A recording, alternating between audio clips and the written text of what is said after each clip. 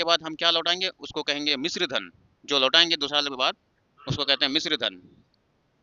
Total मिला के मिश्र धन यानी कि अमाउंट, और अमाउंट में यानी कि वही बताना है अमाउंट कितना है। तो अमाउंट में ये वाला पैसा भी लौटाना होता है और एक्स्ट्रा कितना बढ़ा वो भी लौटाना होता है।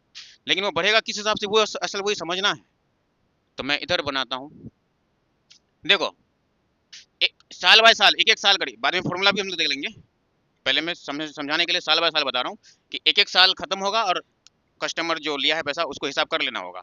एक एक साल खत्म होने के बाद हिसाब करते रहना होता है हर एक साल। जैसे फर्स्ट ईयर कंप्लीट हुआ, फर्स्ट ईयर जैसे ही कंप्लीट हुआ तो उसका पैसा बढ़ गया। कितना बढ़ना चाहिए, तो 100 रुपये का 10%, क्योंकि 10% के हिसाब से बढ़ेगा ना। एक साल जैसे कंप्लीट हुआ 10% से पैसा बढ़ जाएगा। अभी बढ़ा नहीं रहा हूँ, अभी खाली उसका 10% पता कर रहा हूँ कि उसका 10% होता कितना है। तो 10 गुना 10/100, तो 100 कट के यानी 10 टका हुआ, यानी कि 10 रुपया बढ़ जाएगा। तो एक साल कंप्लीट हुआ तो कितना बिल बनेगा, 110 रुपया बिल बनेगा, क्योंकि 100 रुपया लेके गए हो, एक साल तुमने रख लिया, तो कितना लौटाने वाला बिल बना, 110।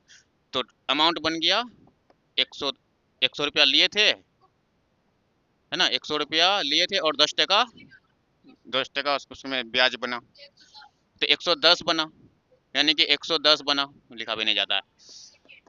लेकिन ये तो एक साल का हिसाब हुआ, एक साल बाद तो लौटाना नहीं था ना, 2 साल बाद लौटाना था, लेकिन एक साल के बाद हमने हिसाब कर लिया, अलग बात है, करना ही पड़ता है। अब अगले साल एक साल जो और रखोगे पैसा, एक साल और रखोगे ना, नहीं वो नहीं, वो साधारण ब्याज में होता है, 20 टका नहीं कह सकते हो। अगले साल जो है वो मान के चलेगा कि अब ये रुपया आपके पास मेरा है।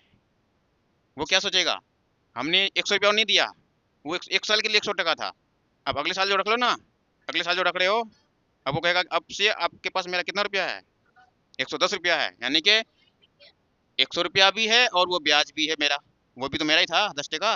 अभी जो एक साल में जो एक्स्ट्रा जो 10 टका बना है वो भी तो कंपनी का था।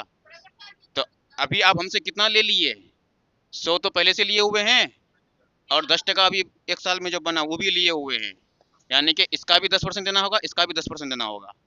ये कहने का मतलब है, यानी कुल मिला के 110 का 10% देना होगा एक साथ बोले तो। तो अगले बार ये वाले को प्रिंसिपल कहना, यानी कि मूलधन, इस वाले को माना, यानी कि सेकेंड ईयर में जो प्रिंसिपल होगा, सेकेंड ईयर में जो मूलधन होगा ना, उसको 110 मान के चलना, आप इसी में 10% काम करके बताना है।